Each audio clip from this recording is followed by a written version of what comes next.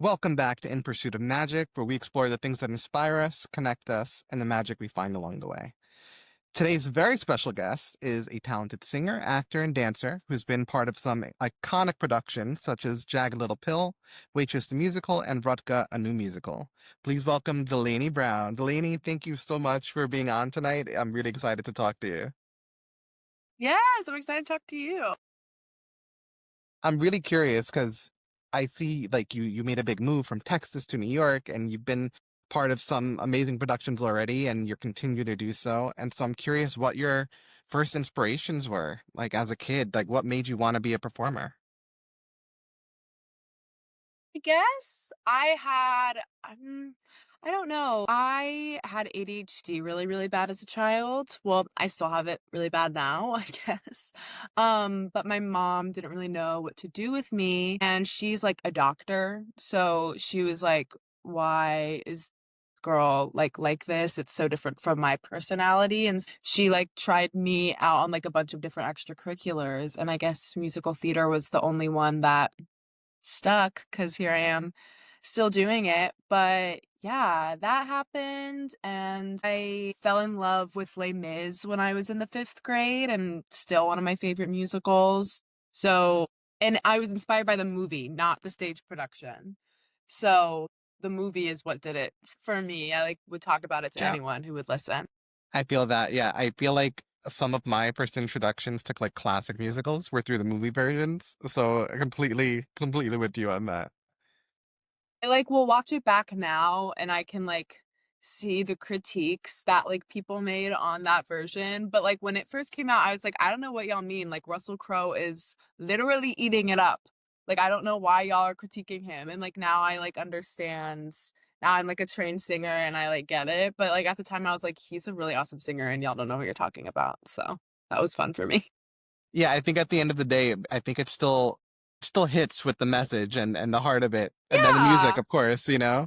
So I think it Yes. gets the job done. It's like a It got gateway the point musical, I think across. movie musicals, which is perfect. Yes.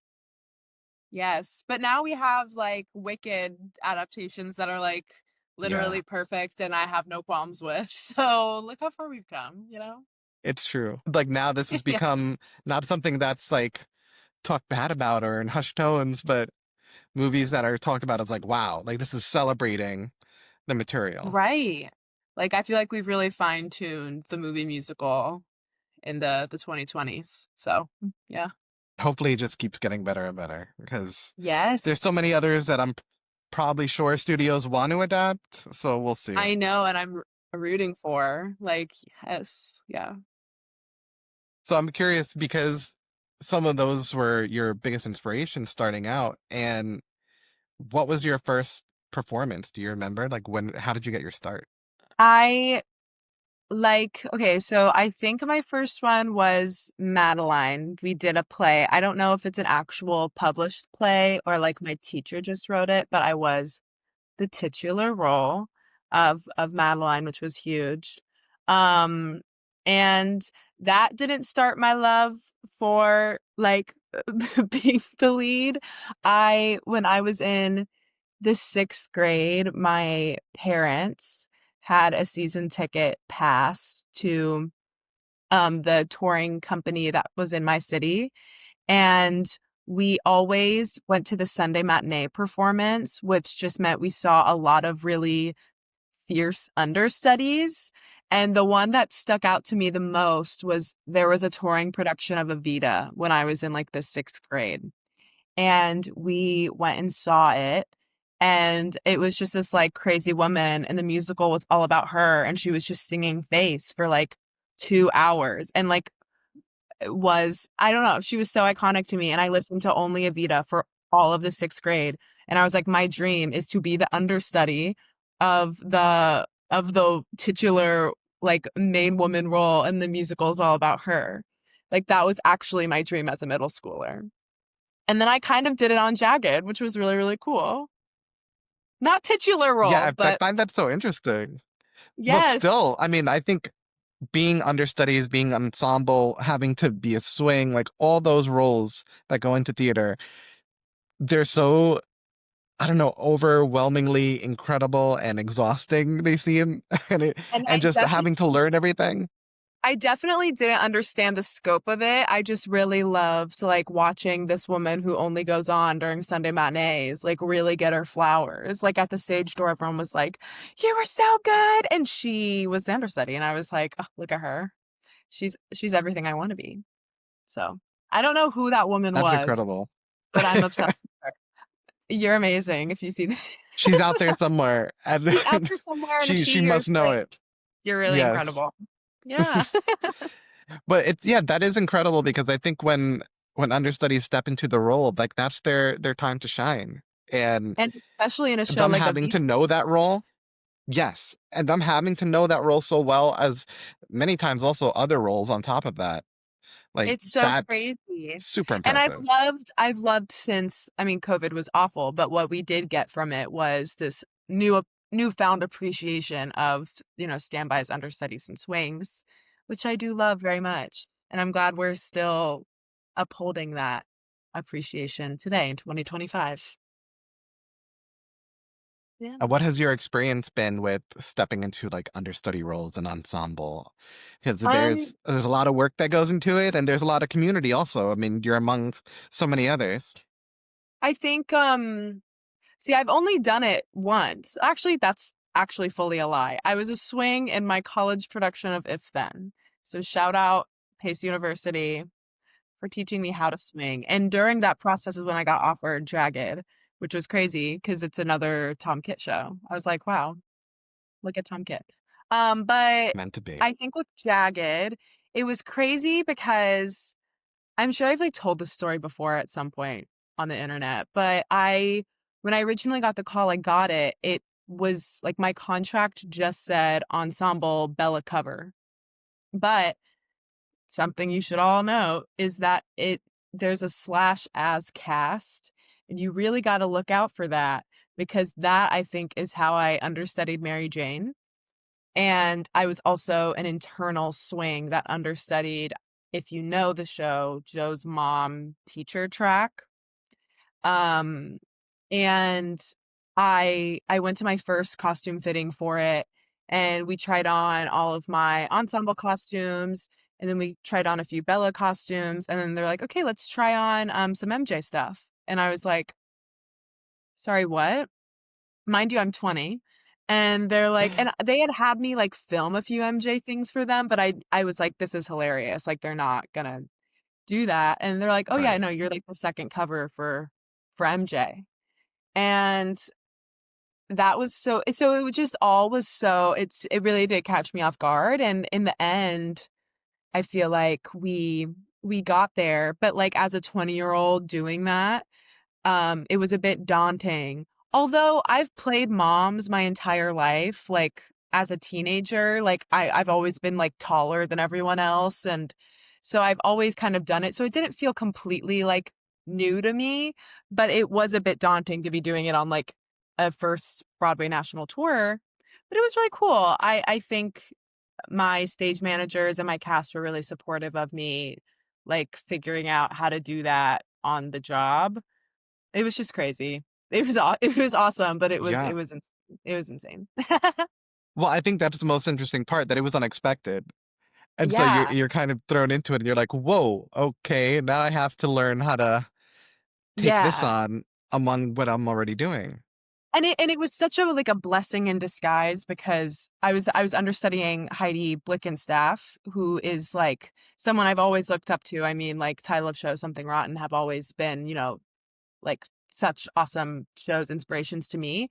And like there was like some rehearsal where like I really wasn't getting it. Like everyone was like, "You just are 20 years old." And that's always going to be the problem. Like you're 20.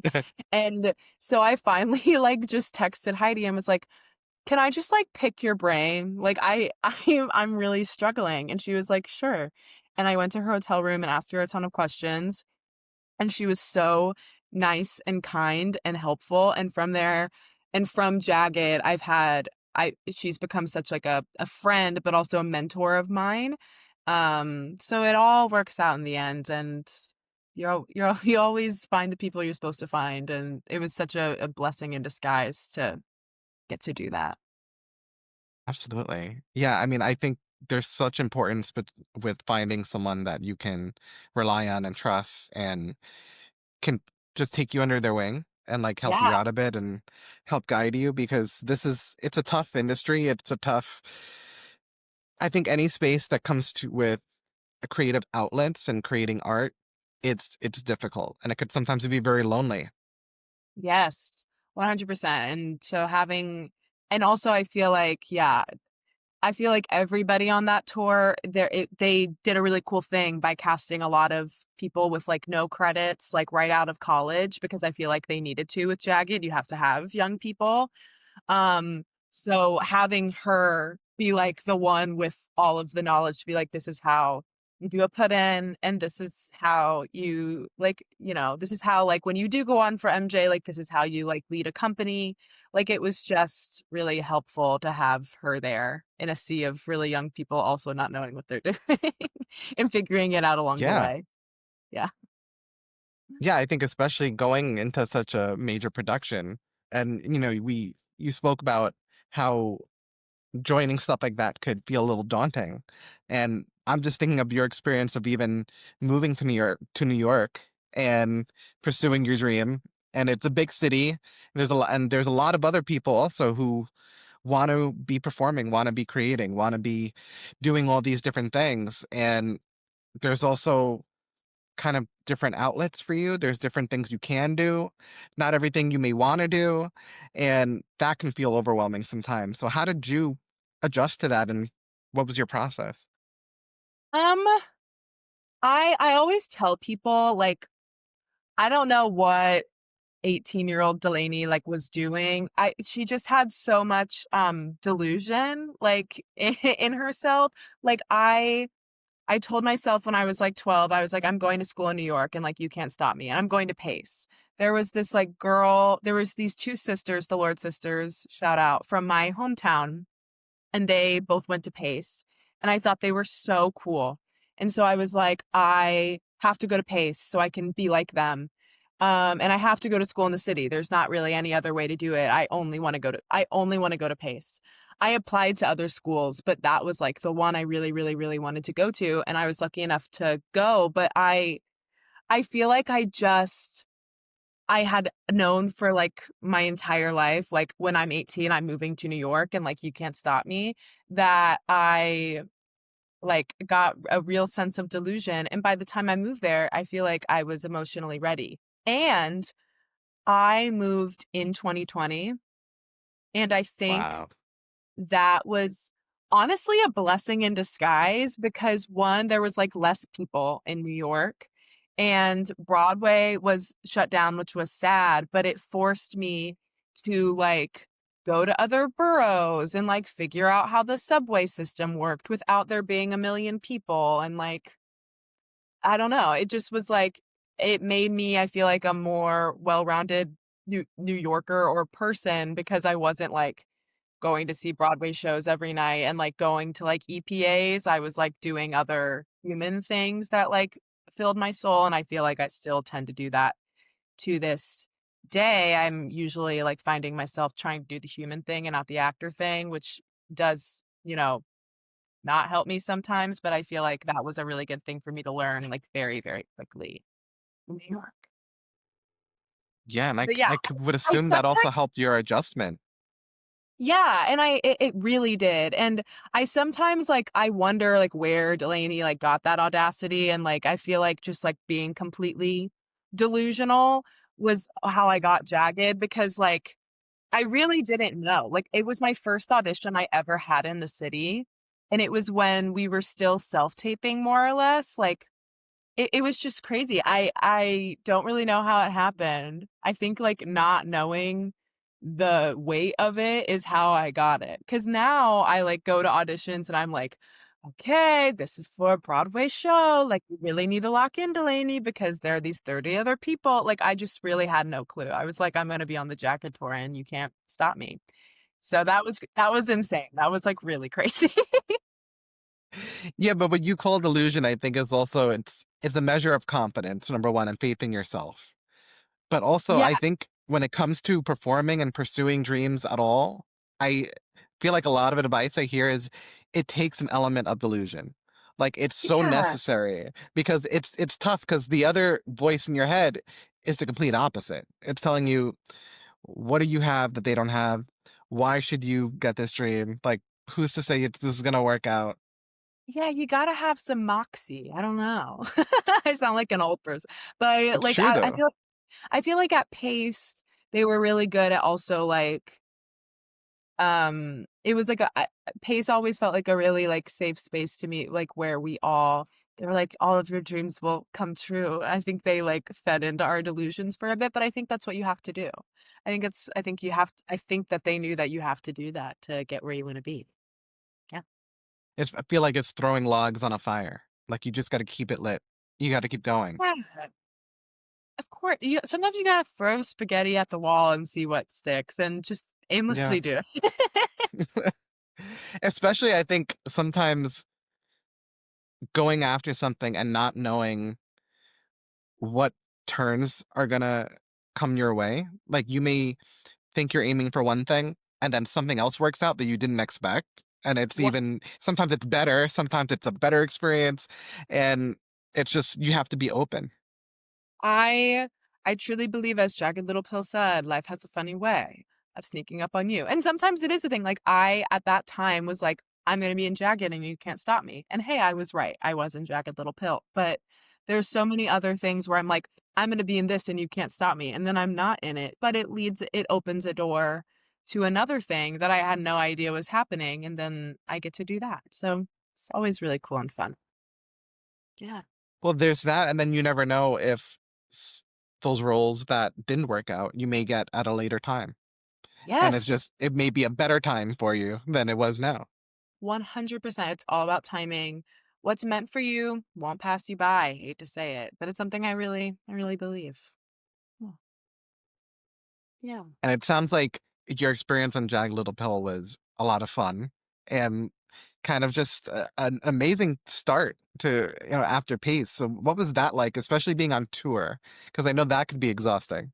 Yeah, it was crazy because I didn't I'm still at Pace University, full disclosure, because I left at the end of my sophomore year, and then I went and did Jagged for 2 years, and then I was supposed to come back in the fall of 24, but then I did Rutka.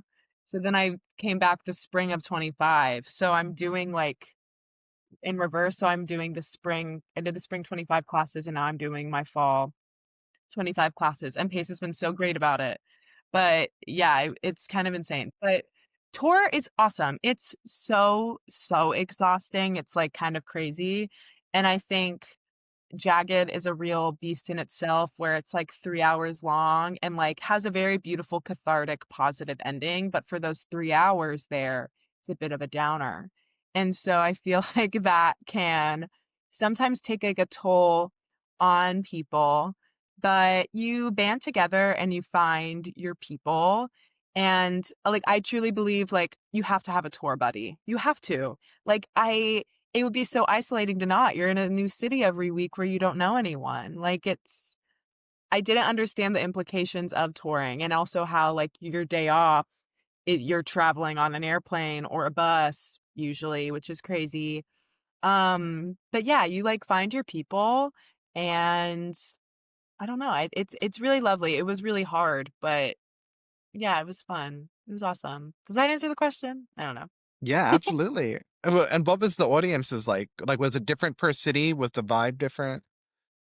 Yeah, I also feel like with my favorite thing to say about that show is, like, all I love it because it doesn't really promote what the show is about. I feel like all Jagged promotes is that it has Alanis Morissette music. And so sometimes that leads to, like, people like my mother going to see the show, and, like, especially in towns, like, where I'm from, Texas, or like the South where we went to, these like 40-year-old white women who might have more conservative views, um, will come and see the show because they love Alanis Morissette, but then they also have to, face some of the things that they might feel a bit prejudiced against. And I think what Jagged does such a good job of is they've written all of those characters that like they might be prejudiced against so well. Like you have to like them. Like you have to like Joe. Joe is such a likable character. There's no way you don't. And I also feel like I think Jagged did so much better on tour because all of the problems that it faced in New York, like all the critics and all the people that saw it were like, yeah, like we know that being gay is okay and we know that like sexual assault is not cool. Like, we understand that now. But on tour, I feel like that's such a like, in some of those cities, that was such a radical idea. And I feel like Jagged, displays those ideas in a way that is so palatable to a conservative that it was just awesome to, like, watch conservative white women who, like, probably didn't love gay people talk to, like, Jade McLeod at the stage tour. Like, it was really awesome. And, like, going on for, like, Bella, having, like, women come and approach me in, like, Florida and talk to me about, like, their stories and, like, what they gained from watching our show. It was just truly, so eye-opening and something I'll always really love. Yeah. Oh, that's really beautiful because I feel like that's what it's all about. Forming those human connections and reaching out to all different types of people and still touching them in some way. And Yeah. hopefully, also changing some hearts. Yes.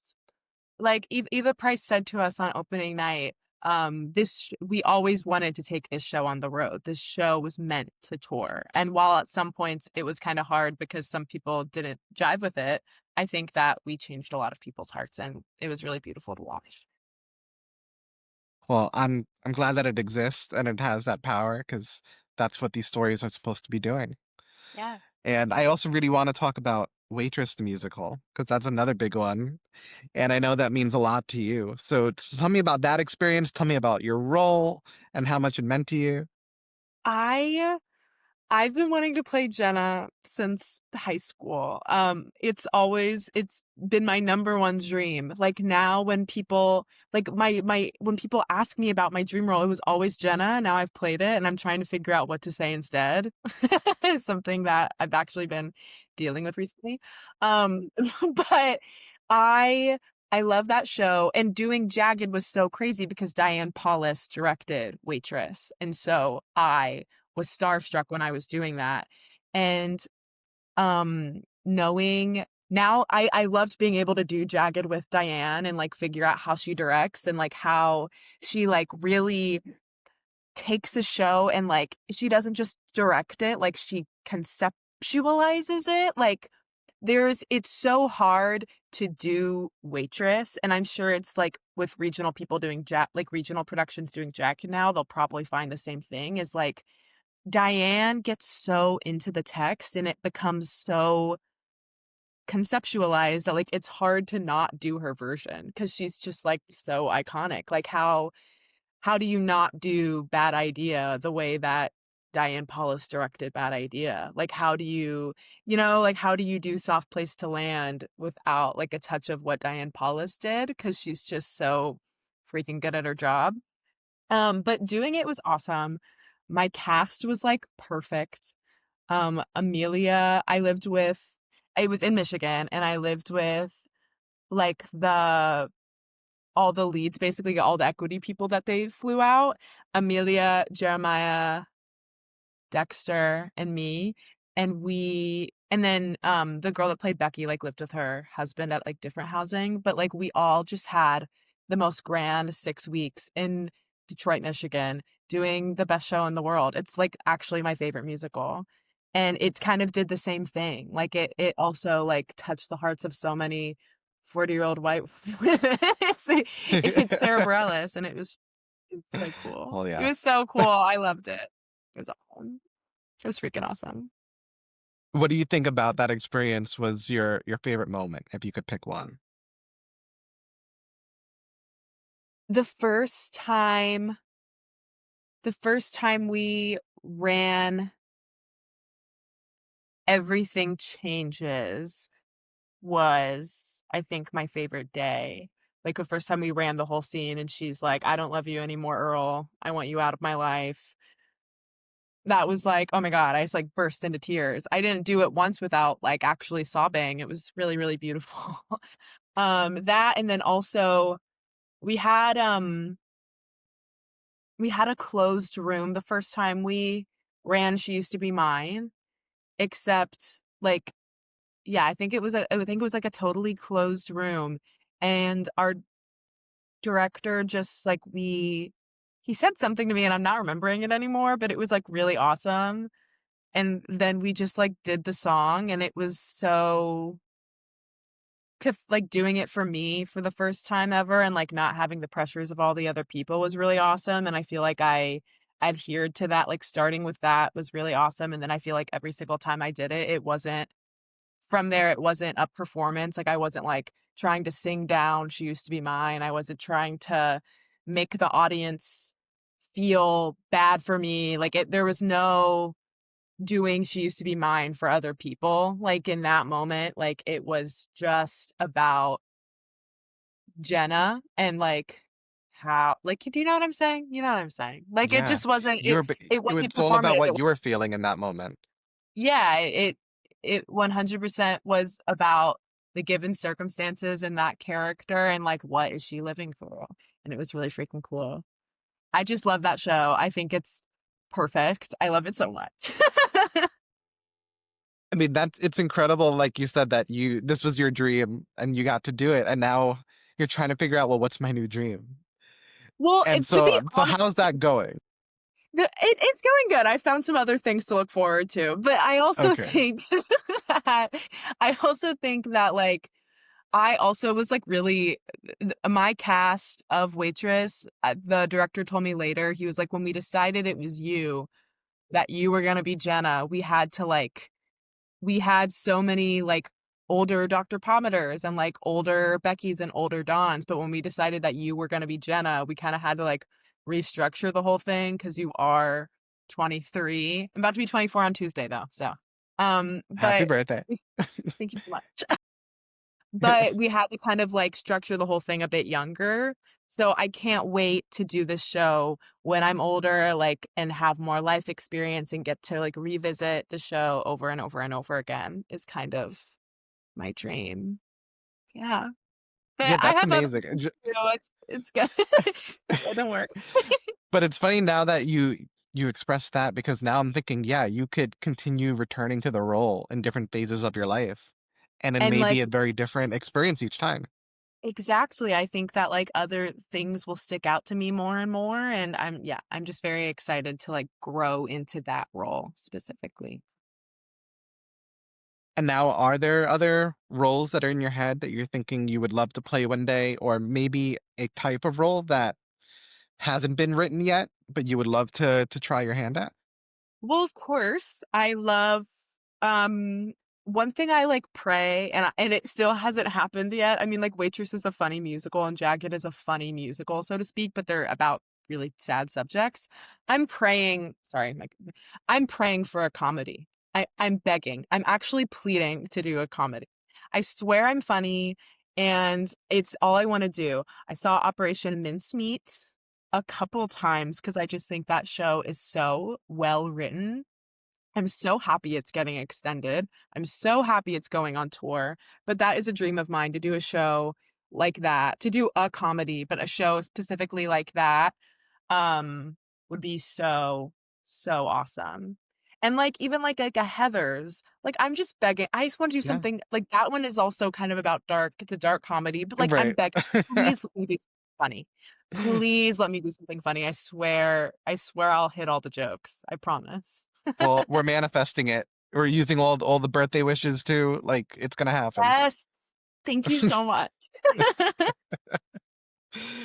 And I have to also ask about, Rutka the musical because, um, I don't know much about it. So I would love to learn more about that and the experience of it. It is it was I think it's my favorite experience I have ever had. It brought me so, so much. I it's something that, like, I wanna do more experiences like that. It's like an indie folk rock musical. And again, it is about the Holocaust, so it is a bit of a downer. But it's about this teenager who was born on the same day as Anne Frank, actually, which I think is so interesting. But she lived in Poland and she kept a diary, and they basically adapted it for the stage. There's like a few things that like they've, kind of like fabricated, but I think it is such a great adaptation because what the differences between Anne and Rutka was in a ghetto, like, where they like the Nazis like kind of like took a hold of the city, but, like, she wasn't, like, in hiding like Anne was. So she was still out and about with her friends, and the diary is so heartbreaking. I feel like Anne's is I read both before the show started, and they're so different because Anne's, I feel like, is so poetic, but Rutka, she has that as well. I mean, she is like she wants to be a writer, but, like, she's out and about with her friends and, like, talking shit about all of these teenagers. She's like, "I hate Tusha. I hate her because she's trying to, like, steal my man." It's, like, basically what she is writing like. I'm not kidding, and I think the moral of that story is, like, even when there is, like, a genocide of the Jewish people, like, children will still be children. And I think that that is such a timely topic right now that, like, even if a terrible thing is happening in the world, like, children are still children, and I think also, like, picking out their names and being like, "This was a real person, and this family was a real family," like, it's not just, like, this many Jewish people, like, were killed in the Holocaust, like, no, Rutka's family that, like, we showed you who she was and, like, she was a person with, like, a soul. Rutka's family was killed in the Holocaust. So I think that it humanizes, like, tragedies like that a bit more, and I think the main thing that the producers, when they, like, decided to make the show was, they, like, saw this statistic that how many, like, teenagers today, like, don't know that the Holocaust existed, like, they don't teach it the same way, I guess, and so they decided to make an indie rock kind of Spring Awakening-esque style musical to try to get more teenagers to care and, like, know and be educated on what happened in the 1940s in Poland and in Germany. But it was so cool because I love that type of music, and I was already a fan of Pearl and the Beard, who wrote the music for it, so I was kind of freaking out. Um, but it was so cool I got to, like, originate a role, and I think it made me, like, understand what made me me and, like, what I brought to characters, like, it gave me such an understanding of myself and, like, what makes me stand out and what makes me, like what do I bring to the table? It was so cool, like, getting, like, songs, like, written for me and, like, the key that I like to sing in. It was so awesome, and it brought me, like, my best friends to this day, who I love, and I'm so excited to see what happens with Rutka in the upcoming year and the next year after that. It's gonna be really freaking awesome. It's amazing because it seems like all of your experience has been beautiful both on and off the stage, and Yeah, also very powerful, the stories that you've been a part of, yes. and really moving and thought-provoking, and I guess that makes me curious about the other show that you helped developed, which is 44 Lights. Yes, I did, I So just what can you share about that? again, I keep like, I would joke with my friends, like, right after I got offered 44 Lights at, like, the same time Rutka was last year, and it's about the aftermath of 9/11, and, like, this can't be my thing, like, I can't be the one that's, like, doing like these terrible tragedy musicals. Like I have to do a comedy is like what I'm trying to get across right now. But it was so cool. It was also like a folk indie musical, and I love that those are like on the up and up right now. I love that I keep getting to like be a part of them.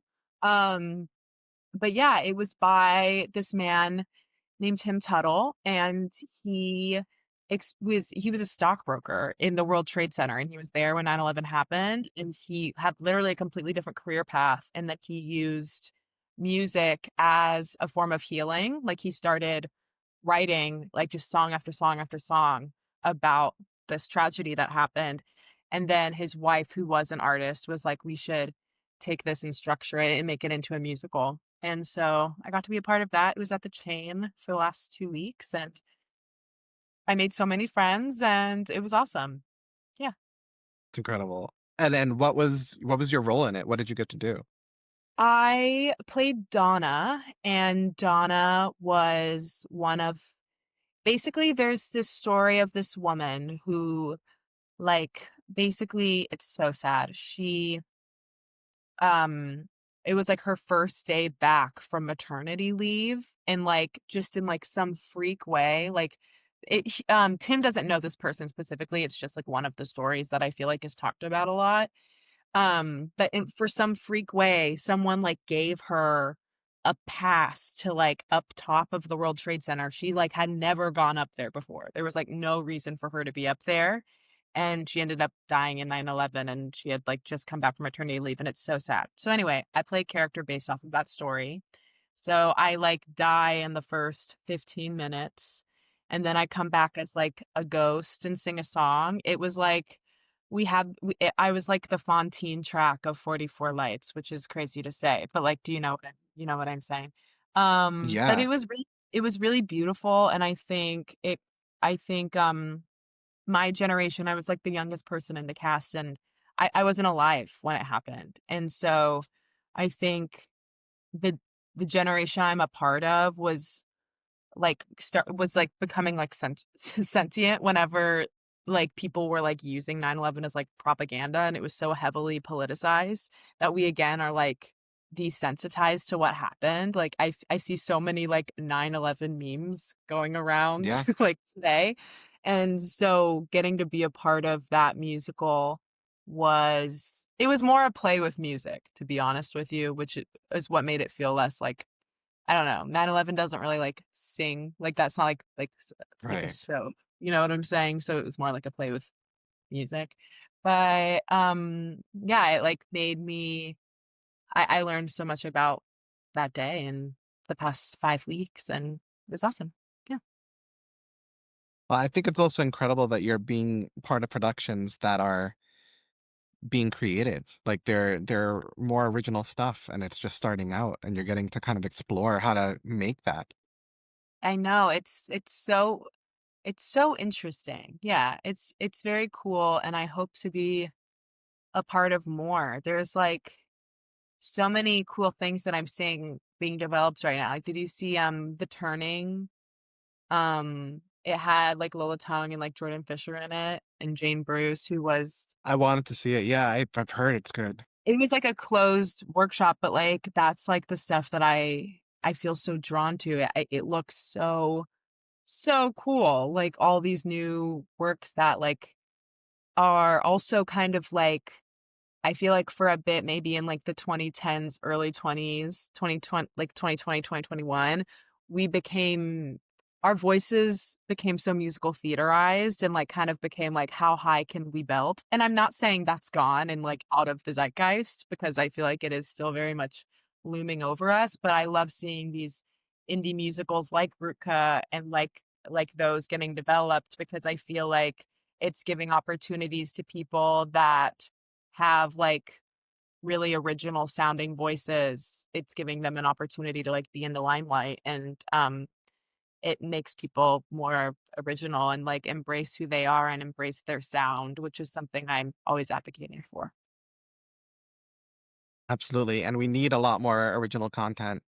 I think there's Yes. so many like remakes and revivals and adaptations and some of them are great, Some Some of not them so are great, great. but we need a Yeah, lot more original.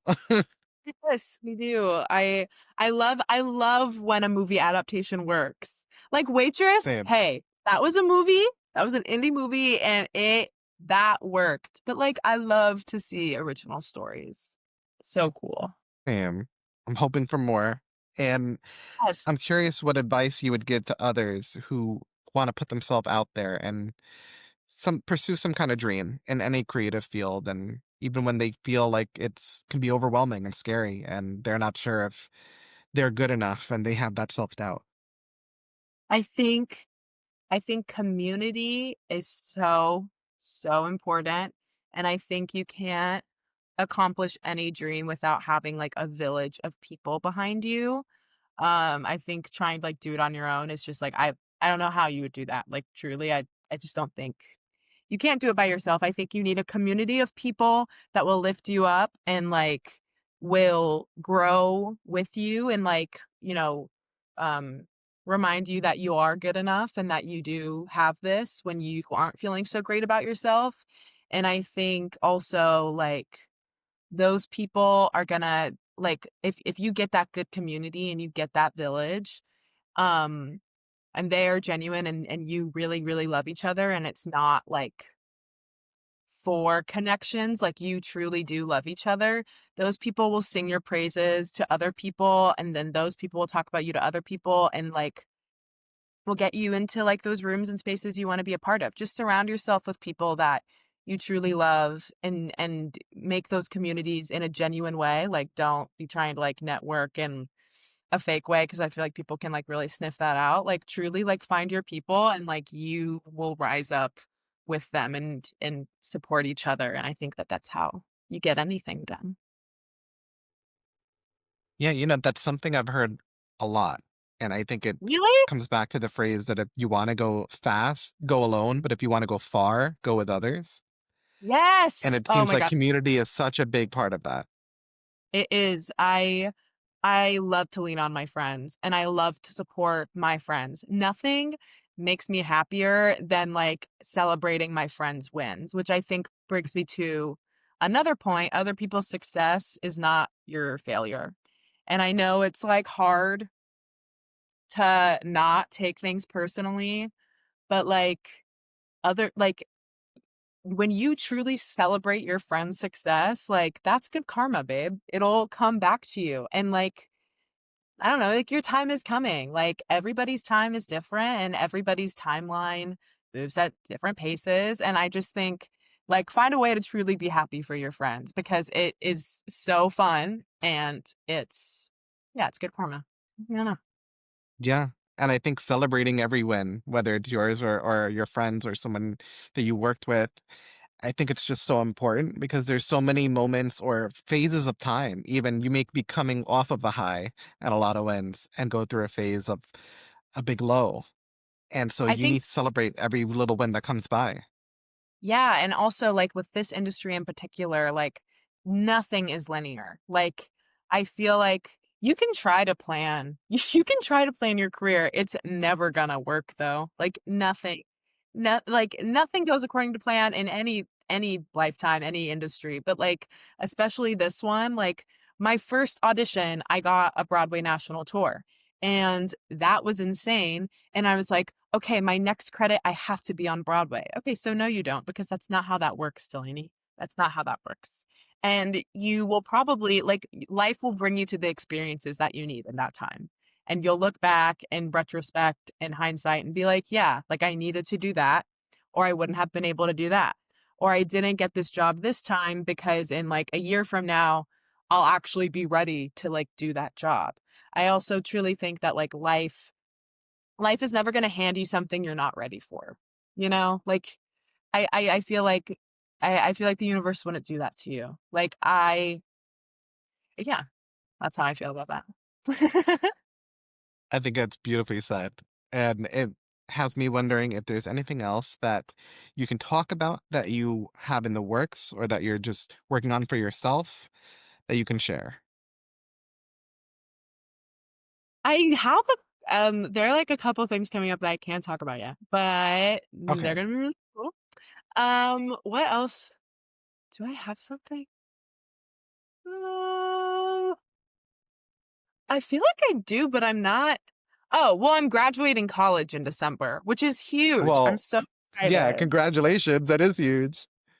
I'm so freaking excited. I like had to be in the city because I had to like go to school and like finally finish. And so 44 Lights was such a blessing because it was like really, really steady income for like basically my whole semester. And I got to like, and Pace worked with me so I could like go to class and also go to rehearsal. It was so awesome. It was great. But yeah, I'm doing that. And then, yeah, I think audition season is coming up and there's like a couple things I can't talk about, but when they come out, it'll be really exciting and cool. We will be paying attention and following so we could celebrate those wins. It'll be But Delaney, exciting. thank you so much for being on. You are Yeah, of always welcome back in the future to talk about what you're up to. Happy course. I'll early be birthday. Everyone wish her a happy birthday on Tuesday. thanks, guys. And just thanks for being part of this podcast and for creating the magic you're creating. And everyone out there Yes, thank listening, you. go This is out there and do such some magic. do some magic. Yes. Thanks, everybody.